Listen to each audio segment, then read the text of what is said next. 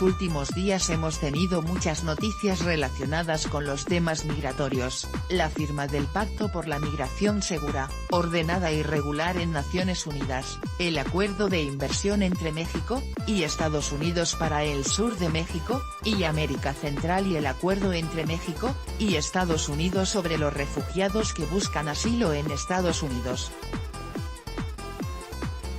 En México, como en muchas partes del mundo, los flujos migratorios han comenzado a crear una línea divisoria entre los que tienen una visión solidaria frente al tema, y los que tienen una visión francamente xenófoba del asunto. Por esta razón es un buen momento para recordar algunos de los aspectos económicos relevantes para entender la migración, algunas de sus causas, sus consecuencias y sus impactos económicos de corto y mediano plazo, y de paso reflexionar un poco sobre cuál sería, quizá, una solución ideal.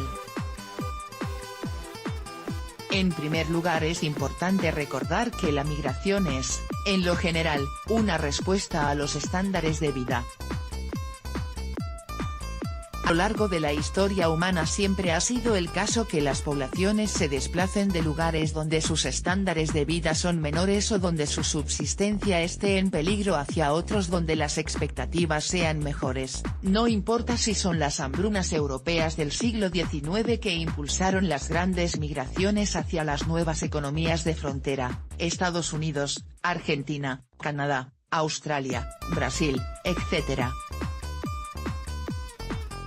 No importa si son personas escapando de guerras o conflictos políticos, los refugiados españoles que México recibió después de su guerra civil, o los grandes flujos migratorios de mexicanos durante décadas escapando de la pobreza en el campo mexicano hacia mejores salarios en Estados Unidos. La migración masiva, en el fondo, es una respuesta a la inseguridad, sea económica o física, por lo tanto, la mejor forma de tratarla es como un asunto de seguridad humana. En el contexto actual de las grandes migraciones de países de América Central hacia México, y hacia Estados Unidos observamos todas las características anteriores. La gente escapa de la precariedad económica en busca de empleo, de la violencia en lo que es quizá la zona más violenta del mundo fuera de una zona de guerra activa, y de regímenes políticos que no garantizan los derechos humanos de sus habitantes, por las diversas fuentes de inseguridad que estas poblaciones que migran enfrentan, es necesario un enfoque multidimensional para atender sus causas. Es necesario un esfuerzo importante de desarrollo económico, por ello, la inversión en la región es clave, inversión que genere empleos, que genere infraestructura que conecte esas partes tanto de México como de América Central con los mercados laborales, con los mercados de exportación, etc.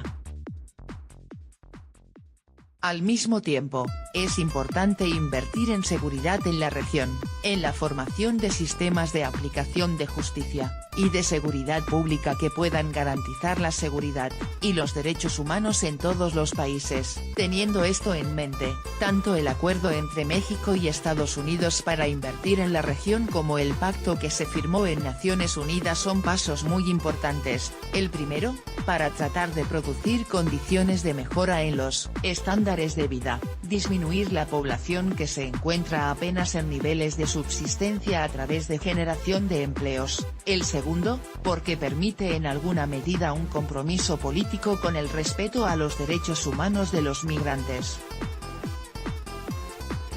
En combinación, y si se ejecuta bien el acuerdo, si se invierte bien en lo que algunos llaman un plan Marshall para la región, y si se aprende de lo que no funcionó en el pasado, como en la Alianza por el Progreso de Kennedy en los años 60, entonces existe la posibilidad de que veamos un logro histórico en materia migratoria. La mejor solución, sin duda, sería el libre movimiento de personas de la misma forma en que existe el libre movimiento de capitales o de mercancías. El impacto, como en otros momentos en este espacio se ha mencionado, podría ser grande, Para el caso de México y Estados Unidos, algunas estimaciones incluso piensan que de una magnitud de un punto adicional de crecimiento todos los años. Al mismo tiempo, la migración libre es quizá una de las formas más efectivas de combatir la desigualdad al permitir de cierta forma la convergencia de salarios y la transferencia sencilla de conocimientos.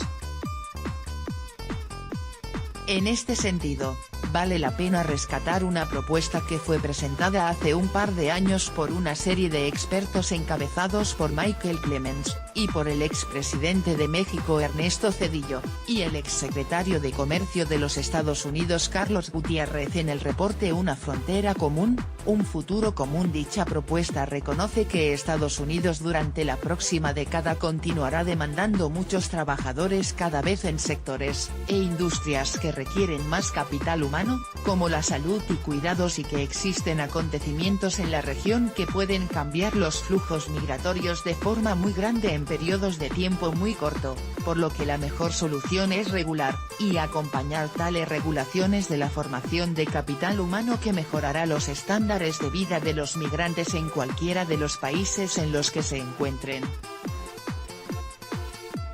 Este tipo de solución parece políticamente irrealizable en el corto plazo, por la toxicidad actual de la política en Estados Unidos. No obstante, la demanda de trabajadores va a seguir ahí creciendo y es un hecho demográfico.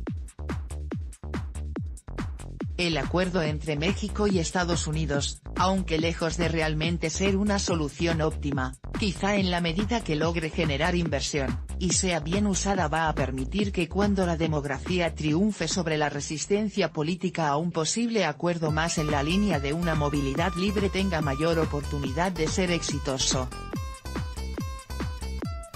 Respecto a los impactos del corto y mediano plazo, algo que debemos recordar, y que tanto la literatura como la realidad en otros países nos indica, es que la migración no necesariamente es un costo para la economía.